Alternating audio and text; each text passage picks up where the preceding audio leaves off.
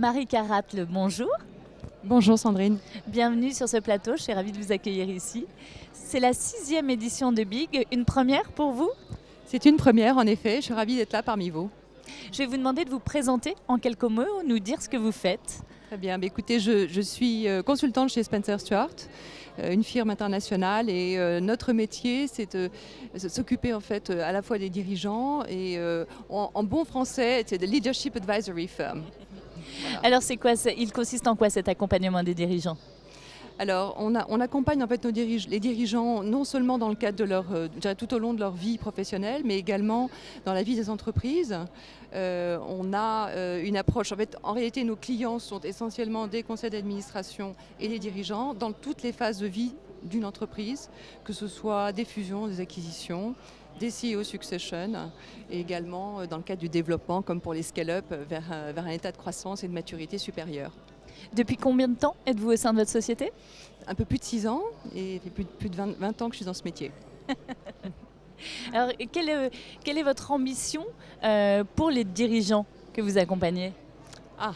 Écoutez, qu'ils soient plus heureux et donc qu'ils créent de la valeur et puis qu'ils puissent fleurir, je dirais, dans leur environnement.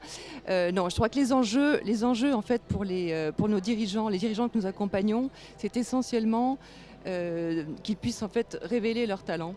Ça, c'est une dimension extrêmement importante pour nous. Ce n'est pas toujours le cas. Le contexte en fait a forcément un impact sur leur capacité en fait à révéler qui ils sont.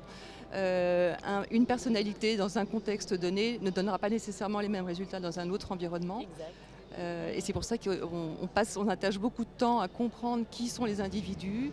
Quand on a la chance de pouvoir les suivre sur plusieurs années, on les voit évoluer, on les voit grandir et on peut les adapter. Enfin, on peut en tout cas adapter les situations en fonction de leur talent. Alors en termes d'adaptabilité, comment ça se passe actuellement avec la crise que nous traversons? Est-ce que de nouveaux besoins émergent chez les dirigeants que vous accompagnez ou comment ça se profile? Alors en fait, il y a une composante qui est très importante, c'est la capacité à travailler dans l'incertitude aujourd'hui. Tous les facteurs sont remis en question. L'incertitude évidemment économique, l'incertitude sanitaire, les incertitudes, et à l'échelle mondiale bien entendu, ce n'est pas uniquement je dirais des problématiques locales.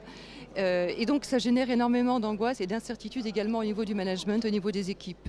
Donc ce qu'on va attendre en fait d'un dirigeant, c'est d'avoir cette capacité à lire en fait tous ces aspects d'incertitude et d'en prendre en fait la mesure et d'être une source de réassurance en fait pour son équipe et pour son organisation. Ça c'est au niveau de l'organisation, et puis au niveau de ses actionnaires, au niveau du conseil d'administration. C'est également quelqu'un qui va être capable d'être en interaction et en demande aussi, je dirais, d'aide et de soutien de la part de son board. Alors vous-même, vous apportez ça, mais comment de votre côté vous avancez avec cette incertitude? Alors ça c'est très personnel comme question. Je crois que l'incertitude pour moi a toujours été un driver.